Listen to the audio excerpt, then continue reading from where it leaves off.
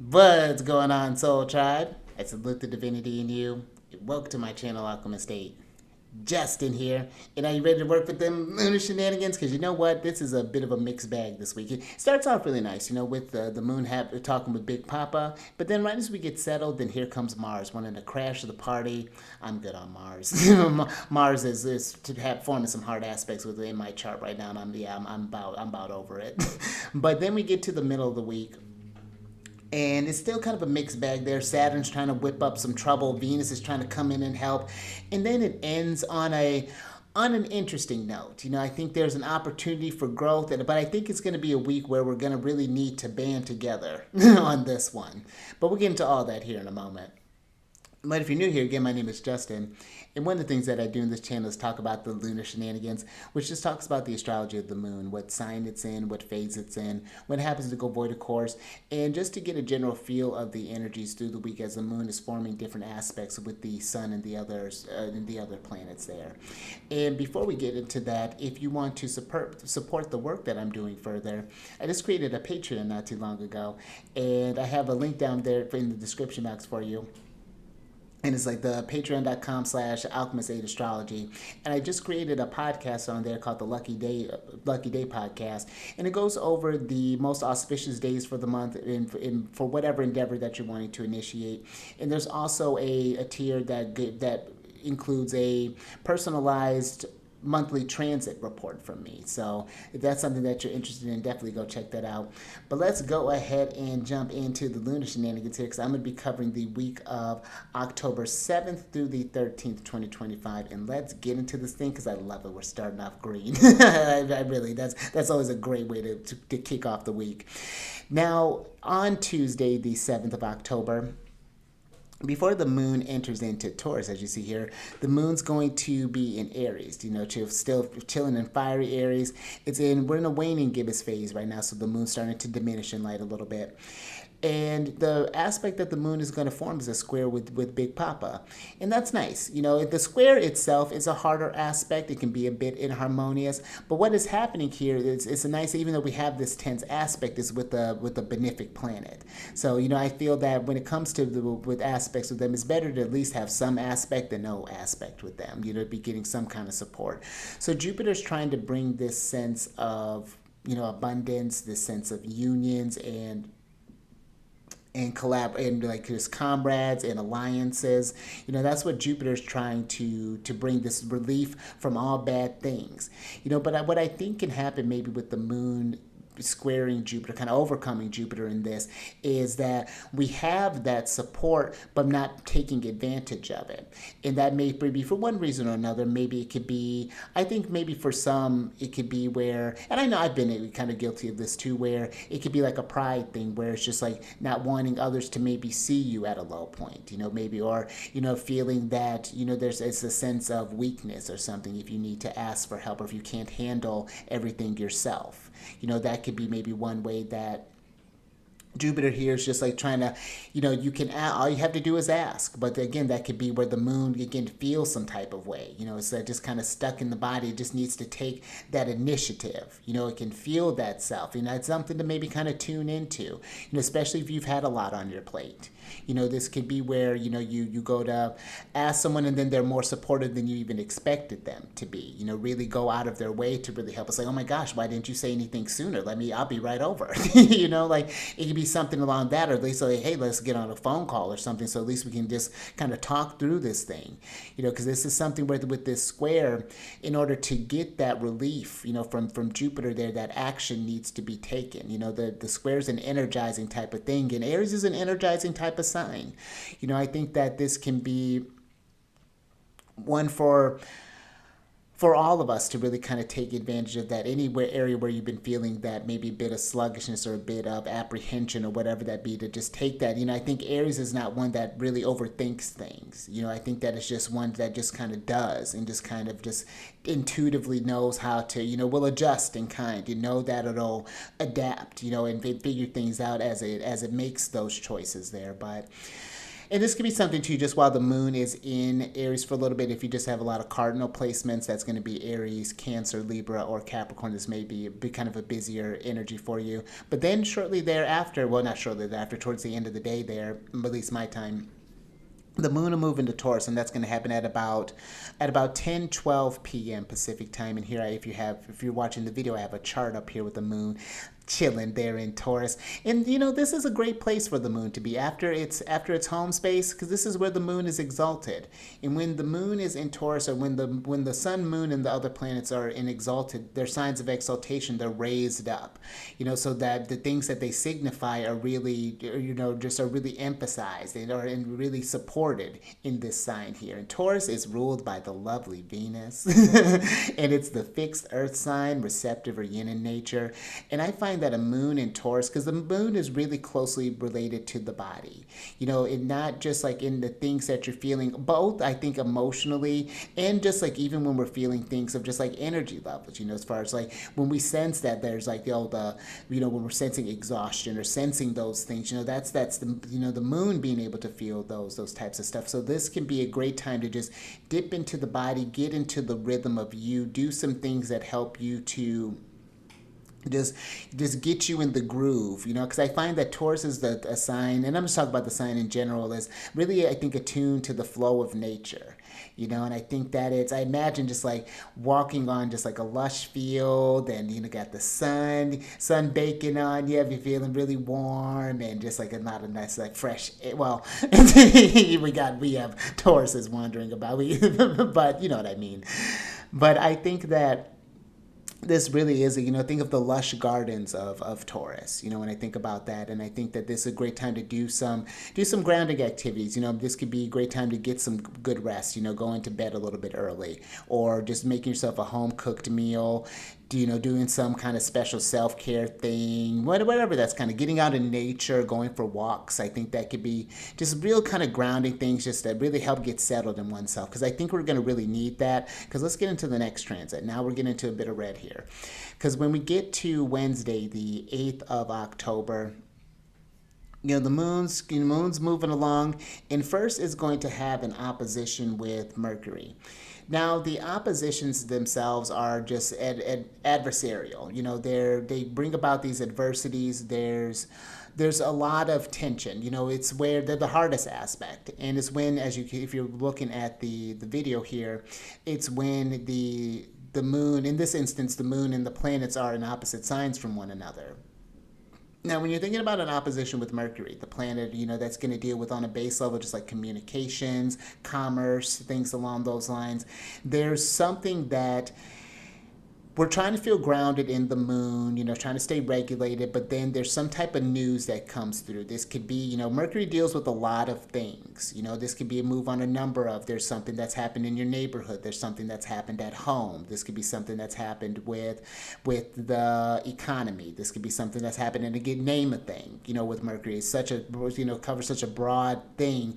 But I would be paying attention to any sort of things that show up, especially on like, whether it be in the news, on social media, anything that gets you feeling at odds. It's not necessarily a tuning it out, I'm not saying that, but it's being able to process whatever news is coming through in a practical way, because that's, I think, is the gift of the earth signs. Oh, and this is something too, if you happen to have a lot of earth place, or a lot of especially fixed placements, that's going to be Taurus, Leo, Scorpio, or Aquarius. This moon may be working more personally with you. This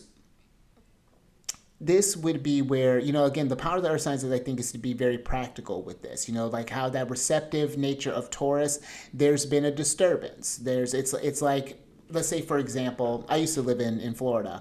And so there would be times, of course, when it's hurricane season, that's not great news.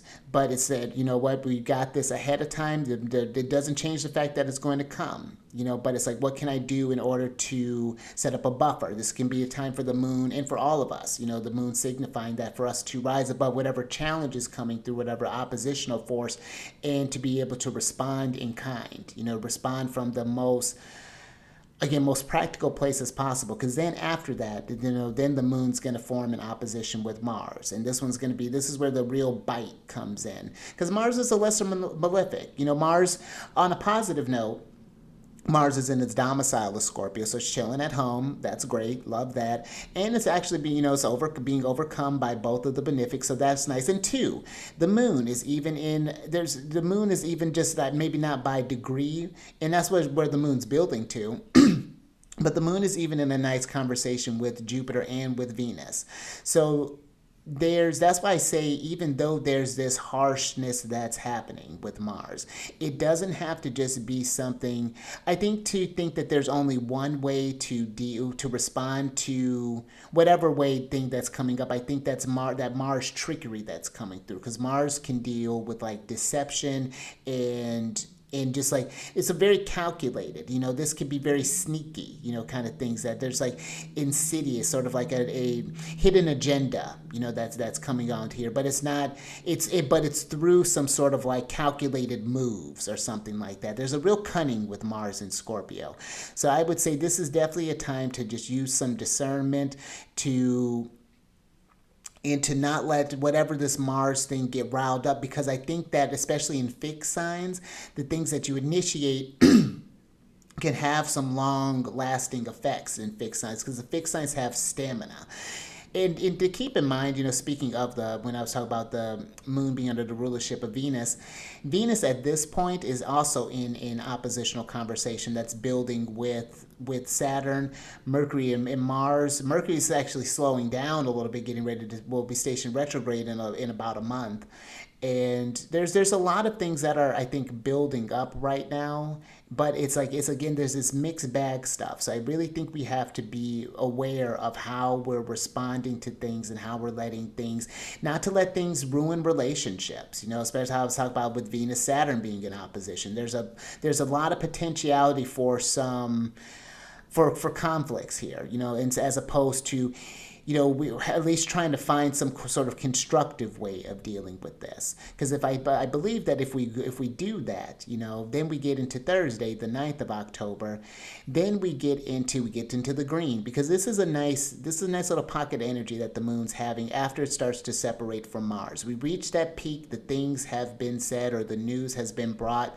Now this is a time to come together and figure out what we do with that. The bad thing is the challenging thing has been, it's been initiated, it's been announced. So that's what I think this sextile with Jupiter is doing, this trine with Venus is doing. Especially I think that trine with Venus, before we enter into Gemini, this would be a real I think a smooth time to just like,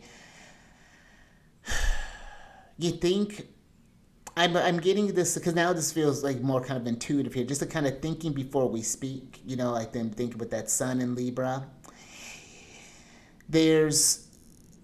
But the really nice aspects with moon sextiling Jupiter and moon trining Venus, that helps us to, I think, really make the most of this last aspect that the moon's going to have, is that sextile with Saturn while the moon is in Taurus. This is a great time for us to be able to rise above, and I say all of us, because again, how we deal with our stuff in our kind of home life, moon things, is how we, when we go to take that out into the world, that's going to translate, that's going to be, that energy is just going to be put out there.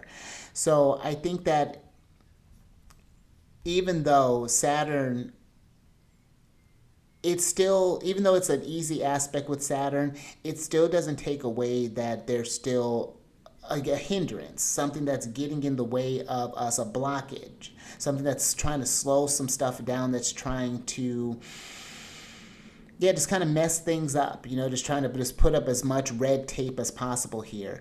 Again, if we can come together, we can weather this storm. I think it's a lot easier when you have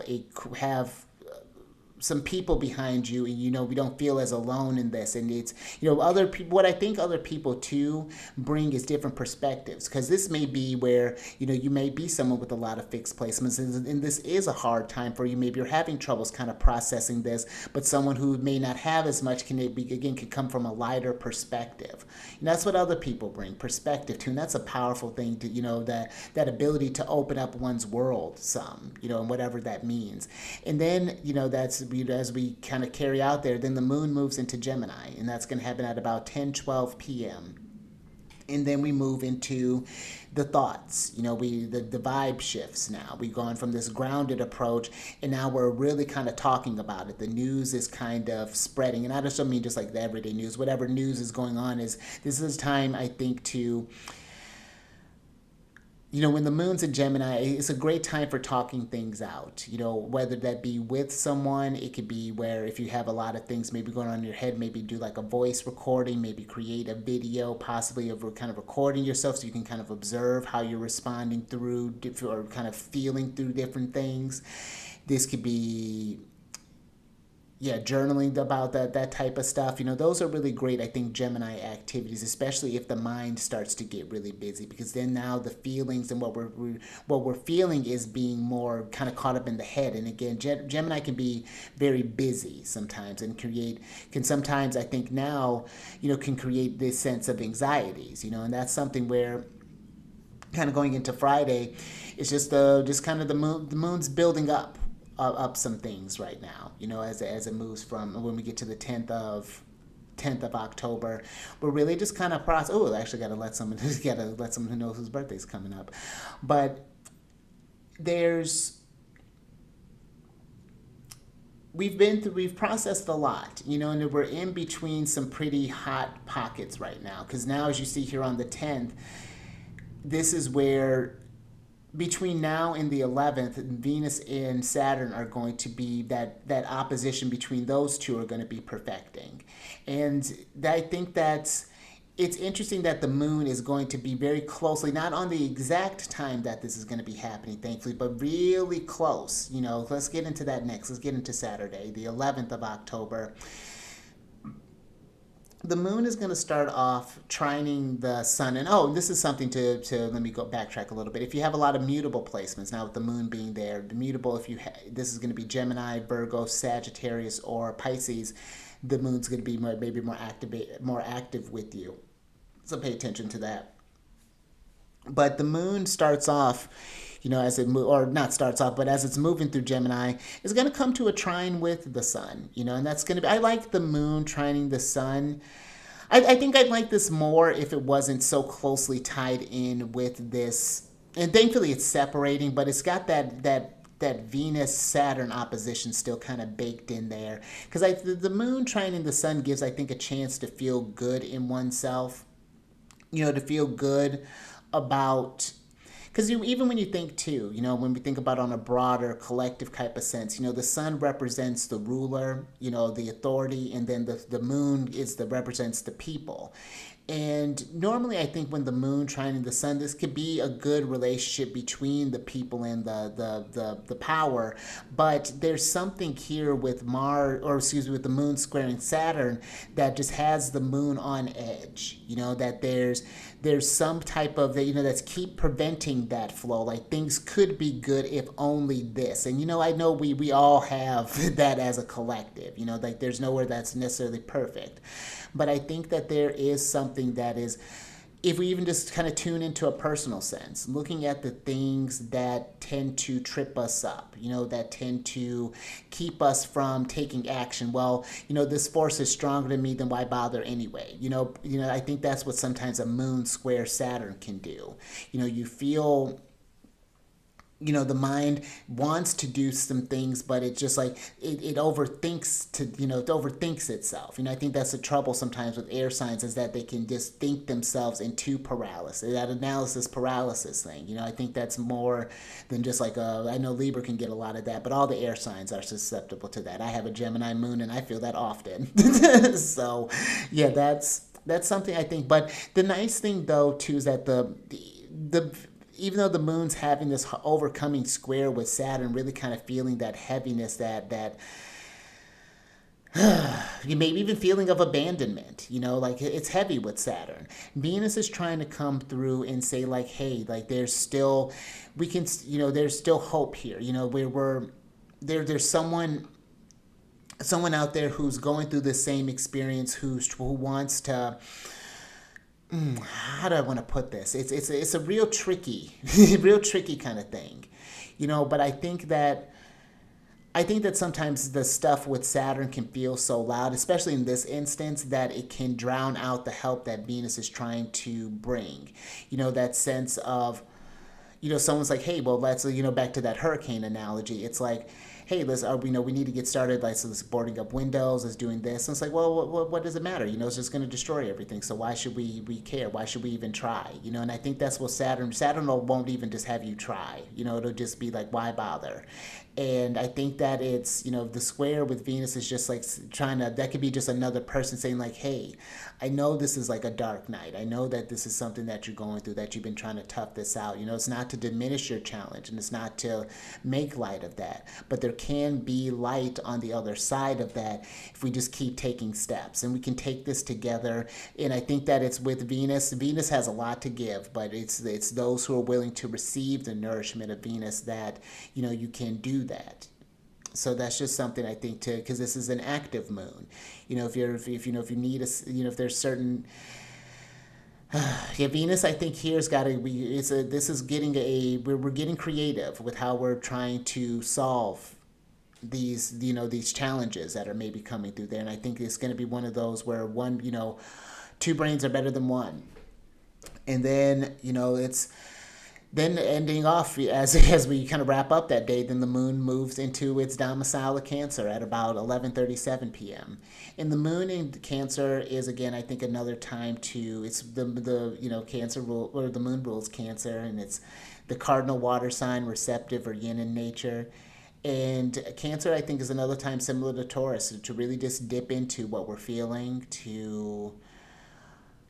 and how we intend to initiate from here. Like how do we bottle, with these things we're feeling, how are we going to move? And it doesn't have to be like a straight shot. You don't have to have it all figured out, but Cancer, when we think about the crab, it's never moving in a straight line. It's kind of back and forth, flowing with the tides here. But I think that this is a time to, with everything that may have happened this week, to try to figure out what does getting back into that sense of equilibrium look like, that moon trining sun there, and really trying to feel that out as the moon moves into Cancer. And this would be something too where if you have any heavy cardinal placements, again, that's Cancer, Libra, Capricorn, or Aries. Now, as we move into Sunday, the 12th of October, we're still in that waning phase. Now the moon is trining Mercury. And what I like about a moon trine Mercury is that it's like being able to make a sense of what we're feeling through the body, especially with Mercury being in a water sign, being in Scorpio nonetheless. There's a focus with Scorpio, there's a sharpness, I think, with Scorpio, that you can really understand yourself on a very deep level if you do that kind of introspective work, that detective work, understanding why something, triggers maybe a certain response, and how maybe this could even get a more of a deeper insight to how the emotions move you, and how they can, how we can make something, when we hold a feeling long enough, how that can really compel us to do something, really kind of drive us to do something. I was just talking about I was talking with my partner about the idea of hypnosis and the level of suggestibility when it comes to different people. And I was telling that, it's like, I think especially those who have like a lot of water placements, that's where because I have like one water placement, having my son in Cancer. But, like when you start to give like more of a preponderance of water, I'm thinking of one person in particular I know that has like 5 water placements, and it's very, can able to absorb things, very, very intuitive. But it is a thing where you have to be, I think you have to be mindful that it's like when you spill something in water, let's say you put like a dye or something, it's hard to take that out because now it's like it's a part of the water, you know? So I think that this moon trine Mercury can be an invitation to just really feel what's moving through you right now. You know, and being able to understand what's sensing even to what's going on with others. You know, I think that that's something too. It provides, water energy provides a strong empathetic nature as well. You know, to be able to have the right thing to say, or to be able to maybe help someone probe an emotion more deeper, and in a safer way. You know, so I ultimately like that moon trine Mercury. Now, last day here on a Monday, I overall rated this green. You know, just, and I'm kind of got a mixed feelings about that. Only because we get to the 13th of October, we're getting to the last quarter phase here. But first, the moon is going to be having this, is going to be forming a trine with Mars, and when we think about, again, with the trines, especially with the malefics, it doesn't take away their challenges. It just makes it that their challenges don't feel as challenging. That it's able to, that you're able to overcome them. You know, it's like it's a difference between, let's say, if someone is pushing you just to push you, you know, not respecting, you know, that you have limits and things, you know, just really kind of running you ragged, as opposed to someone pushing you because they know you can do, who's had taken the time to understand your limits, you know, that supportive coach versus just like the abusive coach, you know, like that sort of dynamic, you know, but it's still going to be hard work in either instance. But, you know, I think with the trine, this can be where, yeah, I don't want to deal with martial things. You know, I don't really want to be bothered with it. It feels hopeless. It feels challenging. It feels like I'm trapped when I deal with this. But this can, you know, with that moon, and then we get into the moon square in the sun, it's like you feel that challenge, and the moon's like squaring the sun, like, no, I don't want to deal with that. Like, absolutely not. What for?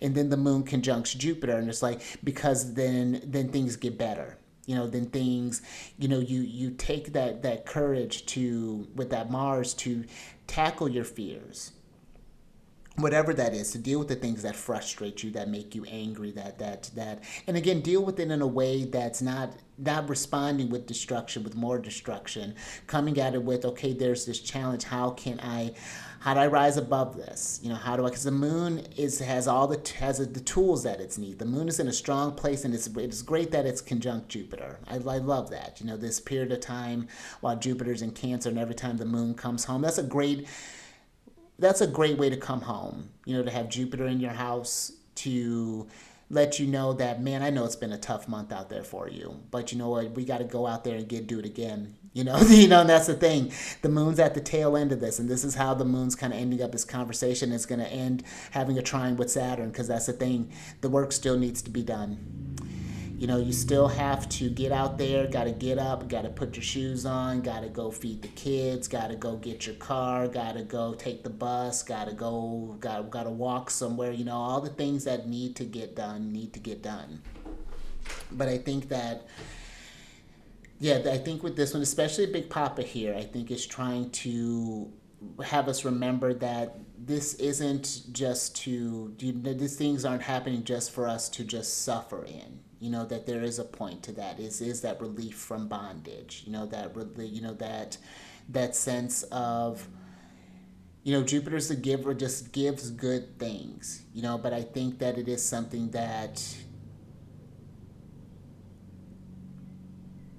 it's great to have all the hope, and have all the enthusiasm, and have that will, but it's going to be tested.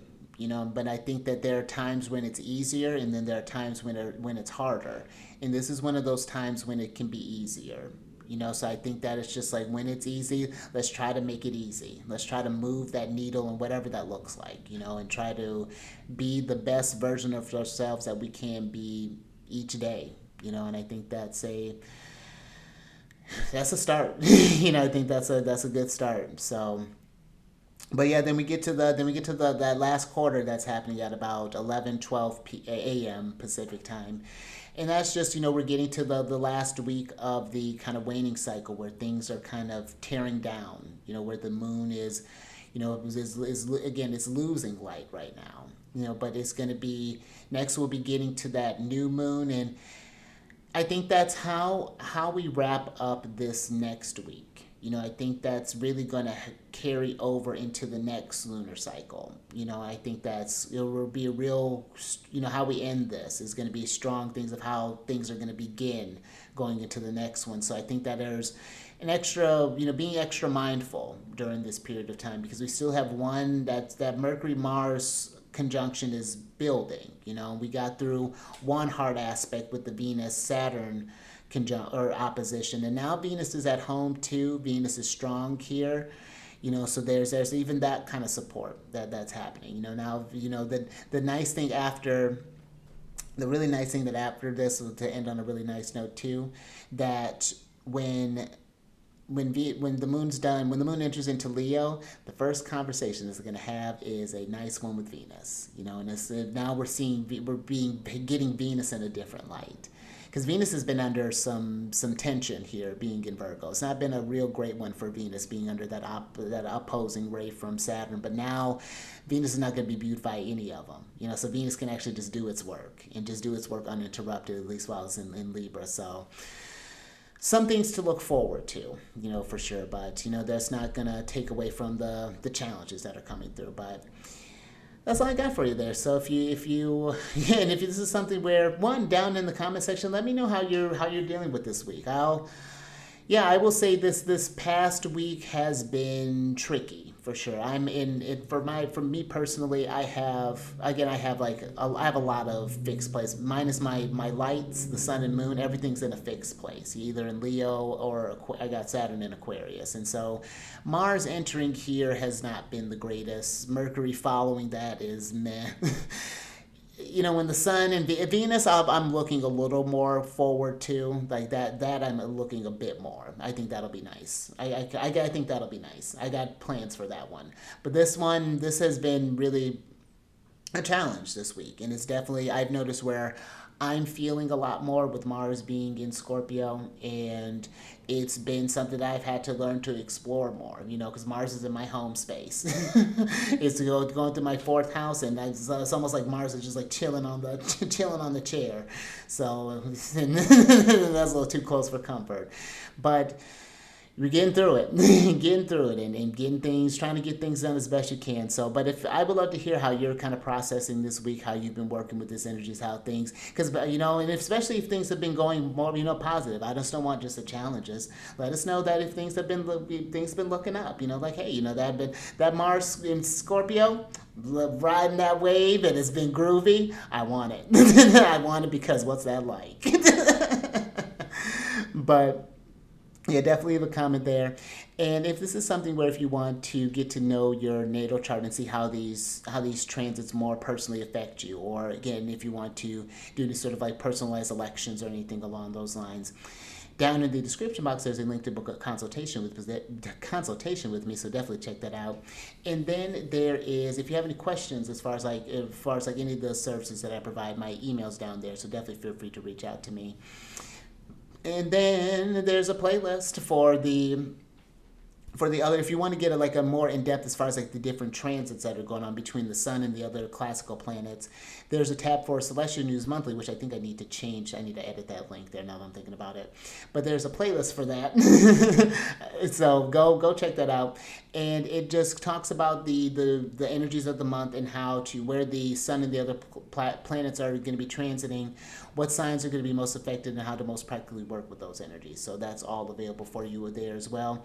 And I also have this series of videos that I've been doing that talk about different zodiac signs and different celestial bodies and different zodiac signs and different houses. So I have different playlists for that, and so go check that out. And if you have any requests as far as if you don't see the videos that I've done, that's available for you there too. But until next time, stay mindful out there. Keep eyes on that moon, and I will catch you on the next one later.